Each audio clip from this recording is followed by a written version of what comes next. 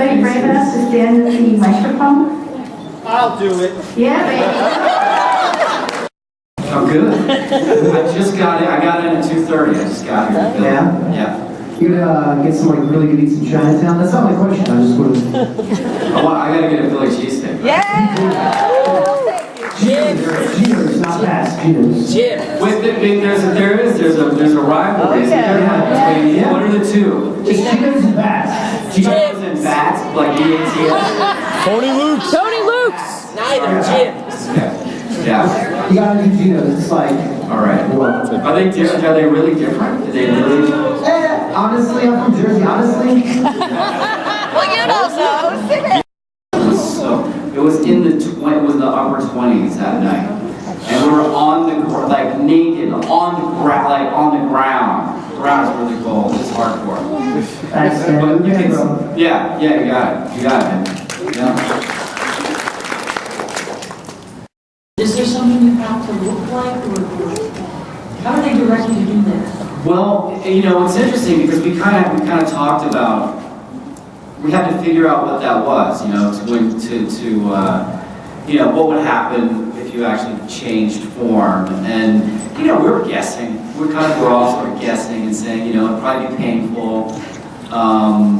You know, there'd be some bones sort of, but we don't really. There's no real prep except when we get into like the technical aspect, and sometimes you have to really hit certain, you know, put your body in a certain way. They do this thing where when they do the morph that you can see, that they literally will shoot one, like they'll shoot me and then they'll shoot the same exact, with the same exact background in the exact same spot, the animal, and we kind of have to get in the same position. Like the first time that I shifted into a dog, you know, where right in front of Sookie Shower in season 1. I had to kind of get on my legs and get down like because they did the dog first, so then I had to copy the dog. You know, the dog had it easy, so. And then the bull, the same thing. At the end of season 2, I had to kind of, you know, do that because of the horn. But that's about it. You know, other than that, it's, you know, not really preparation yet. No, I mean, are those guys all still, I mean, I've lost count. I mean, are they all still in the running? Hasn't she, like, completely... I hope so. I mean, are they... I think Team Eric's pretty cool. So. Team Eric, yeah. But I'm always good for Aussies. Well, there's this upcoming season, there'll be, you know, I think there's more vying. I can't say too much. We're always so vague. I think there's more vying.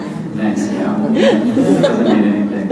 Well, I look forward to the new season. Thank you so much. No problem, thank you. Okay. Hi. Hi. Oh my gosh, you're so nervous. It's okay, don't geek out. That's okay. I just wanted to ask, have you actually read any of the books that the series is based on? And if so, what are your opinions on them and the changes that were made for the show? Yeah, you know, when I got the part, of course I was really excited. And I kind of wanted to know, you know, I was just curious. I was excited and curious about what Sam's deal was and who he was. And I figured that was a good place to get information. You know, I wanted to make sure he wasn't like some transvestite, you know, revealed in scene book 5 or something. So yeah, I read the first 4 books right off the bat, and I thought they were great. I loved them, and I've had the opportunity to meet Charlene Harris, who's so great. I love her. Isn't she great? She's a Southern lady, you know, Southern mom, and she's so articulate, and she's great with crowds, and you know, she's changed a lot of people's lives with those books. I mean, she's changed all of our lives, like actors and the fans of the show that discovered her books, and people that didn't discover her books first. So yeah, you know, and I'm sure I'll read, you know, continue to read some more. Oh gosh, some of the favorite moments on scene and behind the set, behind the scenes, on the set. I had to get up at 4:30 this morning to leave. It's always worse on the West Coast because you have to leave earlier today. It's terrible. Wow, but yeah, I mean, there's so many, you know. I was thinking of some of the craziest stuff. Looking over at you. She's not really paying attention anyway. Like what I say, I can only say so much. That season 2, when we did all the stuff, the orgy stuff, and the meat tree outside, that was the weirdest. It was so weird because we had some of the extras, I think, were sort of nudists and strippers, and kind of like, you know, odd, you know, a little bit odd characters. You know, not that those people are not good. A little odd. It was just very bizarre that whole thing was freezing cold those nights, and just having a tree made of meat. I mean, I didn't realize it until I went up to it and had steak, you know, nailed onto it. And the production designers and set designers on our show were so incredible that they really put all that stuff up there, and that was so weird. And then we had that weird string quartet that was playing strange music. We all felt like we were tripping during all that. And we weren't, you know, but we were, you know, like, it was so weird. And then they, of course, have smoke. They blow smoke in to give it atmosphere.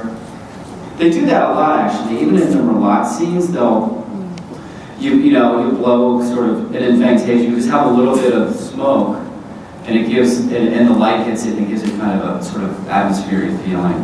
So there was that too. It was bizarre, and it's out in the middle of the woods. There's mountain lions that live out there, that live across the street from where we shoot a lot of that series. It sounds like they have a mailbox and but they did. Apparently, that's where they live. But anyway.